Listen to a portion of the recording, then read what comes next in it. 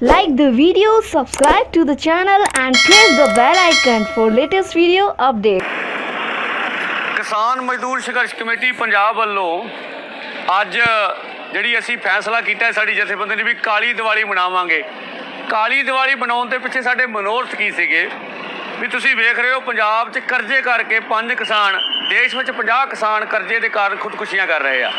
ਪਹਿਲੋਂ ਵੀ ਸਾਡੇ ਘਰਾਂ ਦੇ ਜਿਹੜੀਆਂ ਲੋੜਾਂ खेती विचों आमदन घटन करके कभी भी नहीं सी पूरियां हो रही, सानू कभी भी फसलों के लाहेमंद भाव नहीं दिते गए। इदों गा लोड़ा वजिया जदों मोदी सरकार ने कारपोरेट घराणियां नूं खेती मंडी ते कब्जा कराउण लई जां इदों गा साडीआं जमीनां ते कंडक्ट बेस जिहड़ी फार्मिंग लिआंदी गई ਉਹਦੇ तहत ਜਿਹੜੀਆਂ ਸਾਡੀਆਂ ਜ਼ਮੀਨਾਂ ਤੇ ਕਬਜ਼ਾ ਕਰਾਉਣ ਲਈ ਜਿਹੜਾ 3 ਖੇਤੀ ਦੇ ਕਾਨੂੰਨ ਲਿਆਂਦੇ ਗਏ, ਇਹਨਾਂ ਦੇ ਵਿਰੋਧ ਜਿਹੜਾ ਅੰਦੋਲਨ ਚੱਲ ਰਿਹਾ ਵਾ। ਇਹ ਤੋਂ ਗਾਂ ਪਰਾਲੀ ਵਾਲਾ ਕਾਨੂੰਨ ਵੀ ਸਾਡੇ ਤੇ ਕਹਿ ਲਓ ਵੀ ਬਦਲੇ ਦੀ ਭਾਵਨਾ ਚੋਂ ਲਿਆਂਦਾ ਗਿਆ। ਬਿਜਲੀ ਸੋਧ ਬਿੱਲ 2020 ਆ। ਇਹ ਸਾਰੀਆਂ ਮੰਗਾਂ ਨੂੰ ਲੈ ਕੇ ਅੰਦੋਲਨ ਚੱਲ ਰਿਹਾ। किसान मजदूर संघर्ष कमेटी पंजाब की ओर से जो केंद्र सरकार ने बुलावा भेजा, उसके ऊपर जो देर रात तक लंबी चली मीटिंग करने के बाद जो ये फैसला किया गया भी हम इस मीटिंग में शामिल नहीं हो रहे। उनके बहुत सारे कारण रहे होंगे जो उस चिट्ठी में लिखा हुआ भी आंदोलन पंजाब में चल रहा है और कृषि की समस्याओं के लिए हम जो बातचीत करना चाह रहे हैं। इसमें एक है भी हम ये मान लेंगे अगर हम केंद्र की मीटिंग में शामिल होंगे, देशवासियों ध्यान से सुनिएगा किसान और खेत मजदूर, तो पंजाब वासी भी सुने इसको भी अगर हम शामिल होते हैं तो हम ये मान लेंगे भी देश में और कहीं जगह आंदोलन नहीं चल रहा। पंजाब 5 नवंबर को पूरे देशवासियों ने, किसानों मजदूरों ने इतना बड़ा आंदोलन किया, अब उनके ऊपर मोदी सरकार चोट करना चाह रही है भी हम ये मनवा दे भी अकेले पंजाब में आंदोलन चल रहा और 250 से ऊपर यूनियंस 170 का एक अलग फोरम सब मिलकर इस आंदोलन में शामिल हो गए भी कृषि के 3 कानून वापस करवाने हैं। तो हम फिर उसके ऊपर मोदी सरकार उसमें फूट डालने का काम कर रही है। अब सभी यूनियन ने अपने जो उन्होंने बनाई हुई कमेटियां थी 7, 10, 11 मेंबर की, 7 मेंबर की, वो भी बना ली और उसके सामने हमारे सामने जो पूरे देश का एक आंदोलन 26 तारीख का खड़ा है वो भी हमारे सामने है। इस संदर्भ में अगर हम जाते हैं तो वो फूट डालने वाली बात कर, तो हमारा ये कहना आप सभी देश की यूनियन को बुलाएं और प्रधानमंत्री जी खुद मीटिंग ले, ये हम फुट नहीं डालने देंगे।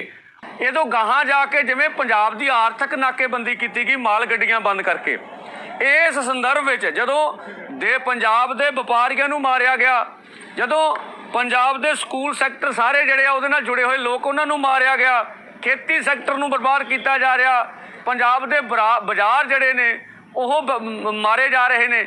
ਇਹਨਾਂ ਹਾਲਤਾਂ ਵਿੱਚ ਅਸੀਂ ਕਾਲੀ ਦੀਵਾਲੀ ਮਨਾਉਣ ਦਾ ਫੈਸਲਾ ਕੀਤਾ ਤੇ ਉਹਦੀ ਸ਼ੁਰੂਆਤ ਅੰਮ੍ਰਿਤਸਰ ਬੱਸ ਅੱਡੇ ਤੋਂ ਸ਼ੁਰੂ ਕਰ ਰਹੇ ਹਾਂ।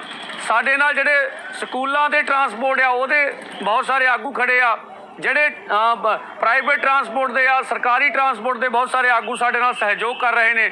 ਅੱਜ ਅਸੀਂ ਉਹਨਾਂ ਦੀਆਂ ਬੱਸਾਂ ਤੇ ਕਾਲੀ ਦੀਵਾਲੀ ਦੇ ਲਾ ਕੇ ਪੋਸਟਰ ਸ਼ੁਰੂਆਤ ਕੀਤੀ ਆ ਤੇ ਉਹਨਾਂ ਦੀਆਂ ਬੱਸਾਂ ਤੇ ਕਾਲੇ ਝੰਡੇ ਲਾਏ ਆ ਤੇ ਉਹਨਾਂ ਨੇ ਵਿਸ਼ਵਾਸਨ ਦਿਵਾਇਆ ਸਾਨੂੰ ਵੀ ਅਸੀਂ ਲਗਾਤਾਰ ਤੁਹਾਡਾ ਸਹਿਯੋਗ ਕਰਾਂਗੇ। ਸੋ ਇਹ ਤੋਂ ਗਾਹਾਂ ਅੱਜ ਅਸੀਂ ਦੁਪਹਿਰ ਵਕੀਲਾਂ ਨੂੰ ਮਿਲ ਕੇ, ਵਕੀਲ ਸਾਹਿਬਾਨਾਂ ਨੂੰ ਮਿਲ ਕੇ ਉਹਨਾਂ ਨਾਲ ਵੀ ਸਾਂਝਾ ਪ੍ਰੋਗਰਾਮ ਕਰਾਂਗੇ, ਉਹਨਾਂ ਦੇ ਦਫ਼ਤਰਾਂ ਝੰਡੇ ਲਾਵਾਂਗੇ। ਕੱਲ੍ਹ ਅਸੀਂ ਬਾਜ਼ਾਰਾਂ ਦੇ ਵਿੱਚ, ਅੰਮ੍ਰਿਤਸਰ ਦੇ ਬਾਜ਼ਾਰਾਂ ਦੇ ਵਿੱਚ ਵੀ ਇਹ ਪ੍ਰੋਗਰਾਮ ਲਾਗੂ ਕਰਾਂਗੇ। 13 ਨੂੰ ਵੱਡਾ ਇਕੱਠ ਕਰਕੇ ਅਰਥੀ ਫੂਕ ਮੁਜ਼ਾਹਰੇ ਤੇ 14 ਨੂੰ ਪੂਰੇ ਪੰਜਾਬ ਦੇ ਵਿੱਚ ਅਰਥੀ ਫੂਕ ਮੁਜ਼ਾਹਰੇ ਕਰਕੇ ਜਿਹੜਾ ਵਾ ਮੋਦੀ ਸਰਕਾਰ ਦੇ ਖਿਲਾਫ ਕਾਲੀ ਦੀਵਾਲੀ ਦਾ ਅੰਦੋਲਨ ਸ਼ੁਰੂ ਕਰਾਂਗੇ।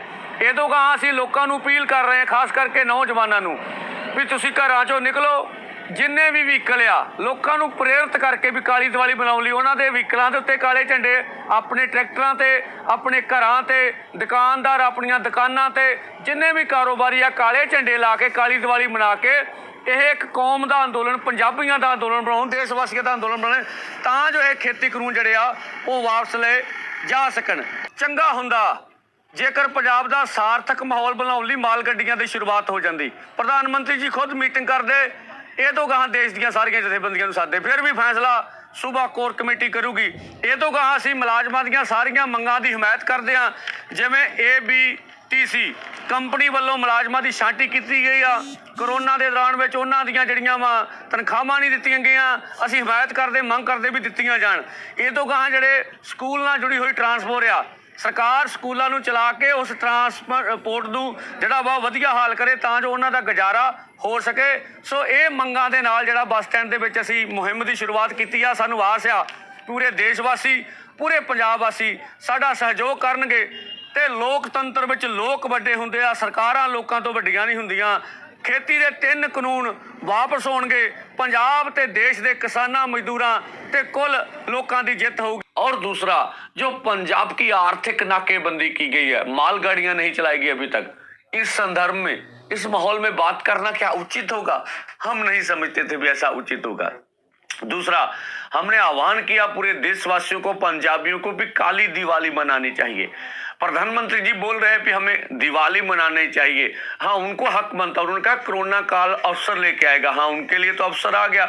उन्होंने भारत पेट्रोलियम बेच दिया, उन्होंने देश के रेल बेच दी, उन्होंने कुकिंग कोल लिमिटेड भी दिया, देश का एक हिस्सा तो उन्होंने बेच दिया, और उसके साथ खेती सेक्टर को कारपोरेट के हवाले कर दिया। तो वो कारपोरेट के साथ, जो कारपोरेट के बड़े व्यापारी, उनके साथ भाई दिवाली मनाए, उनकी बनती है। या मोदी जी ये देशवासियों को कह रहे हैं कि मैं दिवाली इसलिए आपको मनाने की बात कर रहा हूँ कि 29 माइनस जो है GDP चली गई है, इसलिए वो कह रहे हैं।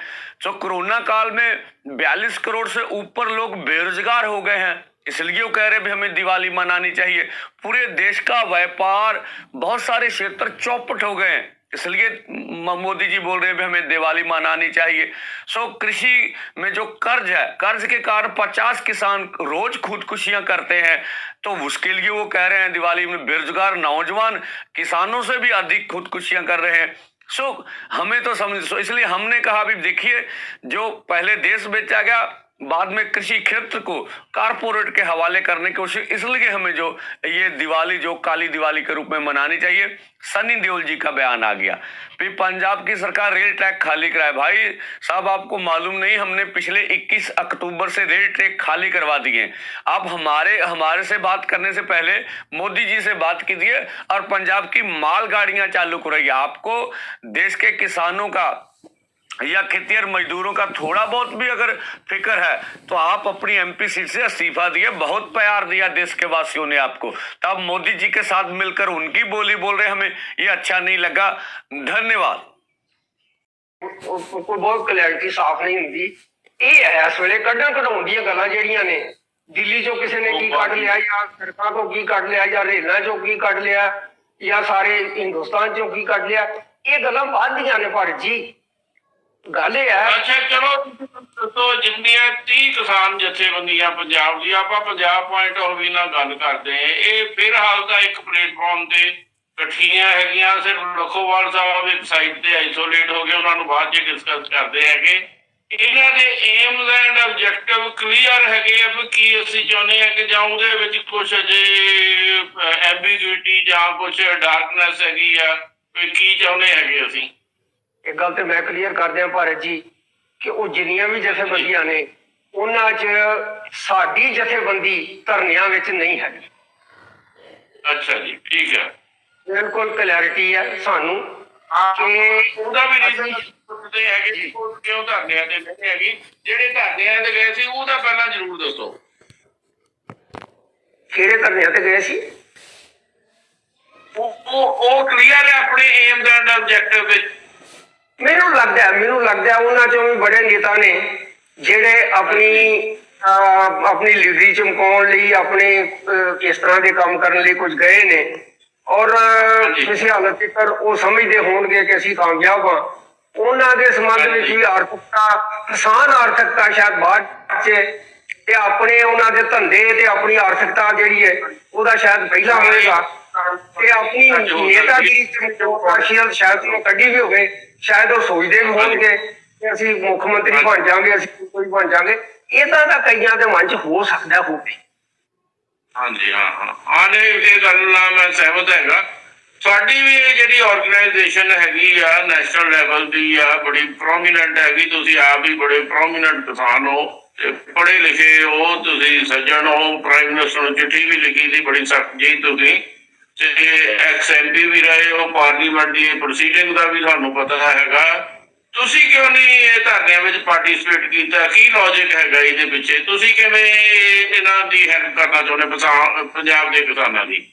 ਇਸ ਤਰ੍ਹਾਂ ਜੀ ਕਿ ਅਸੀਂ ਇਹ ਮਹਿਸੂਸ ਕੀਤਾ ਸ਼ੁਰੂ ਤੋਂ ਕਿ ਕੁਝ ਚੀਜ਼ਾਂ ਹੁੰਦੀਆਂ ਨੇ ਜਿਹੜੀਆਂ ਡਿਪਲੋਮੇਸੀ, ਇਹ ਠੀਕ ਹੈ ਕਿ ਉਹਦੇ 'ਚ ਰਿਜ਼ੈਂਟਮੈਂਟ ਹੁੰਦੀ ਹੈ, ਅਗਰ ਕੁਝ ਉਹਦੇ ਆਪਾਂ ਕਿਸੇ ਚੀਜ਼ ਨੂੰ ਨਹੀਂ ਸਮਝਦੇ ਵੀ ਇਹ ਠੀਕ ਹੈ, ਉਹਦੇ 'ਚ ਰਿਜ਼ੈਂਟਮੈਂਟ ਕਰਨੀ ਹੁੰਦੀ। ਉਸ ਰਿਜ਼ੈਂਟਮੈਂਟ ਵਿੱਚ ਨਾਲ ਹੀ ਡਿਪਲੋਮੇਸੀ ਦਾ ਕੋਈ ਨਾ ਕੋਈ ਰਾਹ ਰੱਖਣਾ ਬੜਾ ਜ਼ਰੂਰੀ ਹੁੰਦਾ ਹੈ।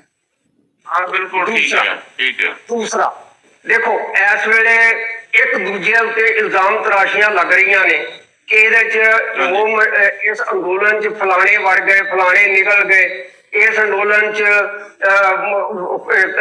ਅਲਾਮ ਲਾਉਂਦੇ ਇੱਥੋਂ ਤੱਕ ਵੀ ਲਾ ਦਿੰਦੇ ਨੇ ਕਿ ਕਈ ਇਸ ਤਰ੍ਹਾਂ ਦੀਆਂ ਚੱਲਦੀ ਰਹਿੰਦੀ ਹੈ। ਕੋਈ ਗੱਲ ਨਹੀਂ, ਉਹਨੂੰ ਛੱਡ ਦੋ ਤੁਸੀਂ। ਹਾਂਜੀ, ਜੋ ਇਲਜ਼ਾਮ ਤਰਾਸ਼ੀਆਂ ਜਦੋਂ ਏਦਾਂ ਦੀਆਂ ਹੋਣ ਲੱਗ ਪੈਂਦੀਆਂ ਨੇ, ਉਦੋਂ ਜਿਹੜੇ ਇਸ਼ੂਜ਼ ਹੁੰਦੇ ਨੇ ਉਹ ਗੰਗਲ 'ਚ ਪੈ ਜਾਂਦੇ ਨੇ। ਔਰ ਉਹ ਗੰਗਲ 'ਚ ਇਸ ਤਰ੍ਹਾਂ ਸੀ ਕਿ ਸ਼ੁਰੂ ਤਾਂ ਲੱਗਦਾ ਸੀ ਕਿ ਕਿਤੇ ਗੰਗਲ 'ਚ ਪੈ ਨਾ ਜਾਣ। ਇਸ ਕਰਕੇ ਅਸੀਂ ਸਮਝਦੇ ਸਾਂ ਕਿ ਇਸ਼ੂਜ਼ ਦੇ ਵਿੱਚੋਂ ਜਿਹੜੀਆਂ 2-3 ਗੱਲਾਂ ਸੀ, ਦੇਖੋ ਕਿਸੇ ਨੇ ਜ਼ਰੂਰੀ ਵਸਤਾਂ ਦੇ ਕਾਨੂੰਨ ਦੇ ਬਾਰੇ ਇਸ ਮੂਵਮੈਂਟ ਵਿੱਚ ਜਿਹੜੇ ਆਰਗੇਨਾਈਜ਼ਰ ਸੀ ਉਹਨਾਂ ਨੇ ਗੱਲ ਨਹੀਂ ਕੀਤੀ। ਕਿਸੇ ਨੇ 9 ਸ਼ਡਿਊਲ ਜਿਹੜਾ ਸਾਰਾ ਪੁਆੜੇ ਦੀ ਜੜ ਹੈ ਉਹਦੀ ਗੱਲ ਨਹੀਂ ਕੀਤੀ। ਇਹ ਗੱਲ ਕੀਤੀ ਸਿਰਫ MSP ਦੀ, ਗੱਲ ਕੀਤੀ ਸਿਰਫ ਮੰਡੀਆਂ ਦੀ, ਗੱਲ ਕੀਤੀ ਹਾਂਜੀ, ਗੱਲ ਕੀਤੀ ਕੰਟਰੈਕਟ ਫਾਰਮਿੰਗ ਦੇ ਸੰਬੰਧ ਵਿੱਚ। ਹੁਣ ਇਹ ਸਾਰੀਆਂ ਜਿਹੜੀਆਂ ਗੱਲਾਂ ਨੇ ਪੈਰੀਫਰੀ ਤੋਂ ਜਦੋਂ ਅਸੀਂ ਗੱਲਾਂ ਕਰਦੇ ਹਾਂ ਤੇ ਜਿਹੜੀਆਂ ਬੇਸਿਕ ਜ਼ਰੂਰੀ ਚੀਜ਼ਾਂ ਨੇ ਉਹਨਾਂ ਨੂੰ ਧਿਆਨ ਨਹੀਂ ਦਿੰਦੇ। ਦੇਖੋ ਇਹਦੇ ਵਿੱਚ ਮੈਂ 2 ਨਾਅਰੇ ਸੁਣਦਾ ਰਿਹਾ ਕਿ ਕਿਸਾਨ ਮਜ਼ਦੂਰ ਏਕਤਾ ਜ਼ਿੰਦਾਬਾਦ। ਬਹੁਤ ਚੰਗੀ ਗੱਲ ਹੈ, ਮੈਨੂੰ ਪਸੰਦ ਹੈ, ਮੈਂ ਇਸ ਗੱਲ ਦਾ ਹਾਮੀ ਹਾਂ। ਲੇਕਿਨ ਨਾਲ ਹੀ ਮੈਂ ਸੁਣਦਾ ਰਿਹਾ ਭਾਈ ਸਾਨੂੰ ਤੁਸੀਂ ਜੀ ਮਜ਼ਦੂਰ ਬਣਾ ਦੇਣਾ, ਇਹ ਜਿਹੜੀਆਂ ਜ਼ਮੀਨਾਂ ਲੈ ਕੇ ਤੁਸੀਂ ਸਾਨੂੰ ਮਜ਼ਦੂਰ ਬਣਾ ਦੇਣਾ। ਇਹਦਾ ਮਤਲਬ ਮਜ਼ਦੂਰਾਂ ਨੂੰ ਤੁਸੀਂ ਇੱਕ ਬੰਨੇ ਤੇ ਕਹਿੰਦੇ ਹੋ ਕਿਸਾਨ ਮਜ਼ਦੂਰ ਏਕਤਾ, ਇੱਕ ਬੰਨੇ ਤੁਸੀਂ ਕਹਿੰਦੇ ਹੋ ਤੁਸੀਂ ਮਜ਼ਦੂਰ ਬਣਾ ਦੇਣਾ। ਇਹਦਾ ਮਤਲਬ ਇਹ ਵੀ ਕਿਤੇ ਕੋਈ ਜਿਹੜੀ ਬਾਰੀਕੀਆਂ ਨੇ ਉਹਨਾਂ ਵਿੱਚ ਫਰਕ ਹੈ। ਔਰ ਇਹ ਸਾਰੀ ਚੀਜ਼ਾਂ ਕਈ ਵਾਰੀ ਵੇਖਣ 'ਚ ਜਿਹੜੇ ਬਰੀਕੀ ਨਾਲ ਸੋਚਦੇ ਉਹਨਾਂ ਨੂੰ ਲੱਗਦਾ ਹੁੰਦਾ ਕਿ ਇਹ ਬਰੀਕੀ ਨਾਲ ਸੋਚਣ ਵਾਲੀਆਂ ਗੱਲਾਂ ਨੇ। ਨਹੀਂ ਦੇਖੋ, ਮਸਲਾ ਤਾਂ ਸਿੱਧੀ ਜਿਹੀ ਹੈ। ਭਾਰਤ ਸਰਕਾਰ ਨੇ ਕਾਨੂੰਨ ਪਾਸ ਕਰ ਦਿੱਤੇ ਹੈਗੇ ਆ। ਪੰਜਾਬ ਦੇ ਕਿਸਾਨ ਚਾਹੁੰਦੇ ਇਹ ਨਾ ਹੋਣ, ਉਹਨਾਂ ਦੇ ਖਦਸ਼ੇ ਦੂਰ। ਖਦਸ਼ੇ ਤੁਸੀਂ ਥੋੜੇ ਜਿਹੇ ਇਹ ਵੀ ਕਿਹਾ ਡਿਪਲੋਮੈਟਿਕ ਔਰ ਡਿਪਲੋਮੈਸੀ ਦੀ ਵੀ ਜ਼ਰੂਰਤ ਹੁੰਦੀ ਹੈ, ਬਿਲਕੁਲ ਜ਼ਰੂਰਤ ਹੁੰਦੀ। ਇਹ ਭਲਕੇ ਇਹੋ ਜਿਹੇ ਮੰਨ ਲਓ ਇਹਨਾਂ ਦੀ ਟੇਬਲ ਤੇ ਬੈਠ ਕੇ ਜਦੋਂ ਵੀ ਹੋਣੀ ਹੈਗੀ ਗੱਲ, ਉਹ ਵੀ ਇੱਕ ਡਿਪਲੋਮੈਸੀ ਦਾ ਇੱਕ ਹਿੱਸਾ ਹੈਗਾ। ਤੁਹਾਡੀ ਆਰਗੇਨਾਈਜੇਸ਼ਨ ਕਿਵੇਂ ਇਹ ਜਿਹੜਾ ਕ੍ਰਾਈਸਿਸ ਹੈ ਸੋਲਵ ਕਰੇਗੀ? ਕਿਸਾਨਾਂ ਦੇ ਜੋ ਖਦਸ਼ੇ ਉਹ ਕਲੀਅਰ ਹੋ ਜਾਣ, ਜੋ ਸਰਕਾਰ ਕੀ ਕਹਿਣਾ ਚਾਹੁੰਦੀ ਆ ਉਹ ਕਿਵੇਂ ਤੁਸੀਂ ਪ੍ਰੋਸੀਡ ਕਰਨਾ ਚਾਹੁੰਦੇ ਆ? ਜੀ ਇਸ ਤਰ੍ਹਾਂ ਹੈ ਕਿ ਪੰਜਾਬ ਜਿਹੜਾ ਉਹ ਇੱਕ ਪਰਿਵਾਰ ਹੈ, ਇੱਕ ਯੂਨਿਟ ਹੈ। ਪੰਜਾਬ ਦੀ ਖੇਤੀ 75 ਲੱਖ ਏਕੜ ਪੰਜਾਬ ਦੀ ਖੇਤੀ ਜਿਹੜੀ ਹੈ ਉਹ ਪੰਜਾਬ ਦੇ ਇਸ ਵੇਲੇ ਲੀਡਰਸ਼ਿਪ ਇਸ ਵੇਲੇ ਸਭ ਹੈਗੀ ਹੈ ਮੁੱਖ ਮੰਤਰੀ ਦੀ ਜਾਂ ਪੰਜਾਬ ਦੀ ਜਿਹੜੀ ਪੋਲੀਟੀਕਲ ਪਾਰਟੀ ਇਨ ਪਾਵਰ ਜਾਂ ਵਿਧਾਨ ਸਭਾ ਵਿੱਚ ਜਿਹੜੇ ਸਾਰੇ ਬਹਿੰਦੇ ਉਹਨਾਂ ਦੀ ਹੈ। ਹੁਣ ਇਹਦੇ ਵਿੱਚੋਂ ਜੇ ਕਹਿ ਲਈਏ ਵੀ 150 ਲੱਖ ਟਨ ਜੀ ਮੇਰੇ ਮੁੱਖ ਮੰਤਰੀ ਦੇ ਕੋਲ ਇਸ ਵੇਲੇ ਜੇ ਹੋਵੇ ਵੀ 150 ਲੱਖ ਟਨ ਮੇਰਾ ਕੋਲ ਜੀ ਝੋਨਾ, 150 ਲੱਖ ਟਨ ਮੇਰੇ ਕੋਲ ਕਣਕ ਹੈ, ਗੱਲ ਕਰੋ ਕਿਹਨੇ ਲੈਣੀ ਹੈ? ਜਿਹਨੂੰ ਲੈਣੀ ਹੈ ਮੈਂ ਉਹਦੇ ਨਾਲ ਗੱਲ ਕਰਦਾ। ਜੇ ਅਸੀਂ ਬਿਜਲੀ ਏਦਾਂ ਬਹੁਤ ਖਰੀਦਨੇ ਆ ਤੇ ਜੋ ਰੇਟ ਆ ਉਹਦੇ ਤੇ ਖਰੀਦਨੇ ਆ ਜਿੱਦਾਂ ਚਾਹੁੰਦੇ ਹੋ, ਤੇ ਅਸੀਂ ਕਿਉਂ ਨਹੀਂ ਕਰ ਸਕਦੇ?